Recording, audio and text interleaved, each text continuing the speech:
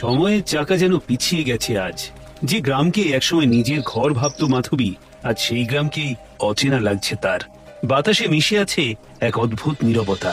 আর এই পুকুর শুধু একটা জলাশয় নয়, সময়ের গভীরে লুকিয়ে রাখা এক গভীর রহস্যের দুয়ার, নাকি কোনো পুরনো ভয়ঙ্কর স্মৃতি। কি হলো মাধবী, এইভাবে দাঁড়িয়ে পড়লে যে? মা, এটা কি পুকুর? মা, তুমি কিছু বলছো না কেন? কিছু না, চলো বাড়ির দিকে এগোই। মাধবীর চোখ সরলেও পুকুরের সেই স্থির জল যেন তার দিকেই তাকিয়ে রইল।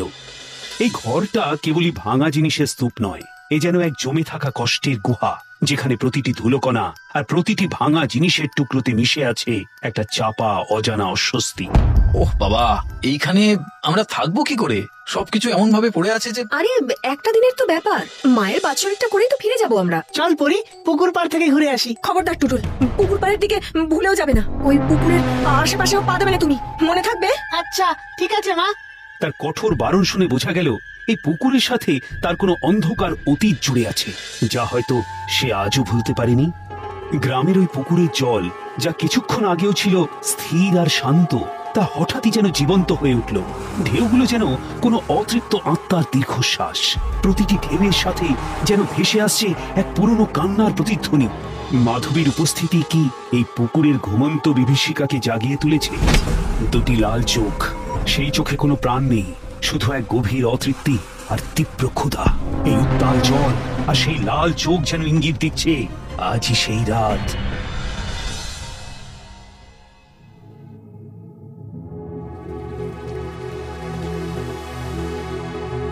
কি জল করতে গেল?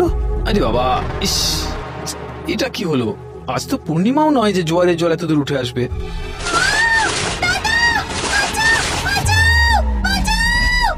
কি হয়েছে? কি হয়েছে পরি? কি হলো?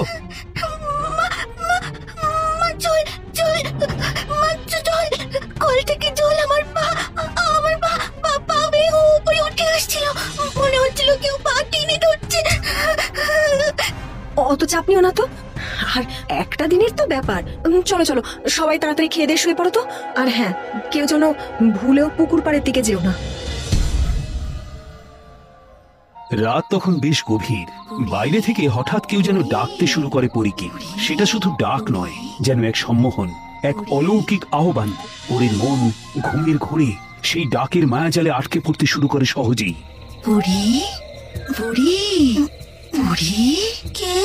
পরি, খেলবো।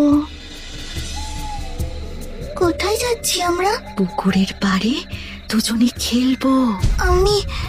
আমি তো জলে ভয় পাই, আমি যাব না।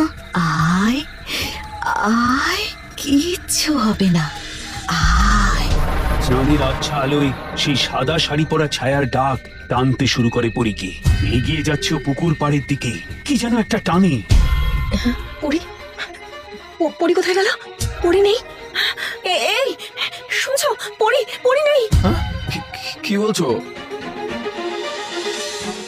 সত্যি তো, পরি কোথায় গেল? পরি, পরি। রাতের ঠান্ডা বাতাসে যেন মৃত্যুর গন্ধ। মাধবী আর শ্যামলীর চোখ দুটো বড় বড় হয়ে যায় আতঙ্কে। যে ভয়কে মাধবী বারবার দূরে ঠেলতে চেয়েছিল, সেই ভয় এখন যেন তাদের চোখের সামনে এসে তার একমাত্র মেয়েকে গ্রাস করতে চলেছে।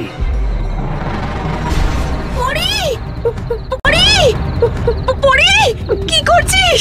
ফিরে আয় মা, ফিরে আয়। পরি, পরি, পরি শোন, পরি, পরি, এর নিশির ডাক, ঘুম থেকে ওঠ মা, পরি, পরি। মাধবী আর শ্যামলের সকল চেষ্টা ব্যর্থ হয়। পরীর ছোট্ট শরীরটা ধীরে ধীরে জলের গভীরে তলিয়ে গেল সাদা শাড়ির ছায়াটির সাথে। পুকুরের জল আবার শান্ত হয়ে গেল। যে অতীতকে মাধবী ভয় পেয়েছিল, সেই অতীত আজ তার কোলেই ঝাঁপিয়ে পড়ল। হঠাৎই যেন হা হা করে অট্টহাসি হাসতে শুরু করলো পুকুরটা।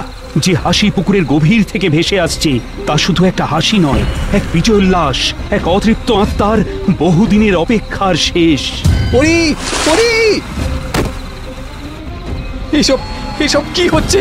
কি হচ্ছে সব মাধবী? আমি জানি কি ঘটছে, আমি বুঝতে পারছি কে আছে এসবের পেছনে। কিছু সম্পর্ক ভালোবাসা দিয়ে শুরু হলেও হিংসা আর ঈর্ষায় তা বিষাক্ত হয়ে ওঠে। মাধবী তার মা বাবার ভালোবাসা থেকে বঞ্চিত, তার প্রাপ্য ভালোবাসা যেন তার ছোট বোন কেড়ে নিয়েছিল। মন উঠেছিল বিষিয়ে, তাই সে মনে মনে ঠিক করে নেয় একদিন সে তার বোনকে এমন ভয় দেখাবে যা সে জীবনেও ভুলতে পারবে না। তার বোন জলে ভয় পেত, তাই মাধবী ঠিক করে নেয় তার প্রতিশোধের অস্ত্র হবে সেই জল।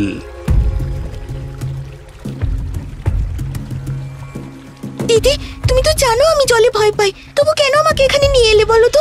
জন্মের পর থেকে তুই সবকিছু কেড়ে নিয়েছিস আমার থেকে, মাকে, বাবাকে, এমনকি তাদের ভালোবাসাও। আমার পুতুল পর্যন্ত ছাড়িসনি তুই, সবকিছু কেড়ে নিয়েছিস। বাঁচাও, বাঁচাও, দিদি, দিদি বাঁচাও, দিদি।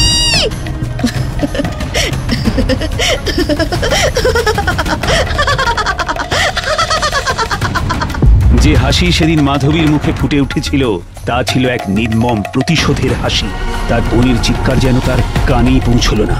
জলের গভীরে হারিয়ে গেল একটি নিষ্পাপ প্রাণ, কিন্তু প্রতিশোধ শেষ হয়ে গেল না। তারপর থেকে মাধবীর ছোট বোনও অপেক্ষা করেছিল আজকের এই দিনটার জন্য। আজ তার দিন, কেড়ে নেওয়ার দিন। বোন, আমি জানি তুই এখানেই আছিস।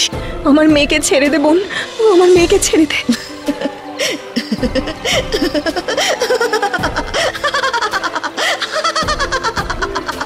ছাড়তে বলছিস? কেন ছাড়বো? আজ যদি তুই আমায় ডুবিয়ে না মারতিস, তাহলে আজ আমারও এরকম একটা সংসার থাকতো, আমারও ছেলে মেয়ে সব থাকতো। সব কেড়ে নিয়েছিলি তুই, আমার স্বপ্ন, আমার জীবন, সব। তাই আজ আমি তোর জীবনে সমস্ত আনন্দ কেড়ে নেব। ওকে ছেড়ে দে বোন, ওকে ছেড়ে দে। আমি যা করেছি তার শাস্তি আমি নিজেই নেব। আমি আমার শাস্তি নেব, আমি নিজেই দেব নিজেকে শাস্তি।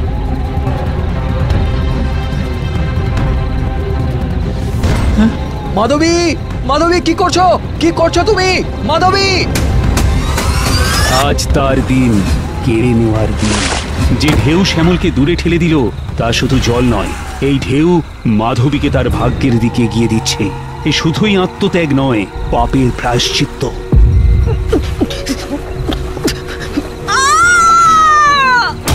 আবার পুকুরের জল শান্ত হয়ে আসে, যেন কিছুই হয়নি। ছড়িয়ে থাকে এক গভীর শূন্যতা। প্রতিশোধ সম্পূর্ণ। যে জল পরীকে ফিরিয়ে দিল সেই জলই মাধবীকে নিজের করে নিল। এক ঢেউয়ে জীবন ফিরল, আরেক ঢেউয়ে জীবন শেষ হলো। এইবার দুই বোন একসাথে অপেক্ষা করবে পুকুরে চলে অন্য কারোর অপেক্ষায়।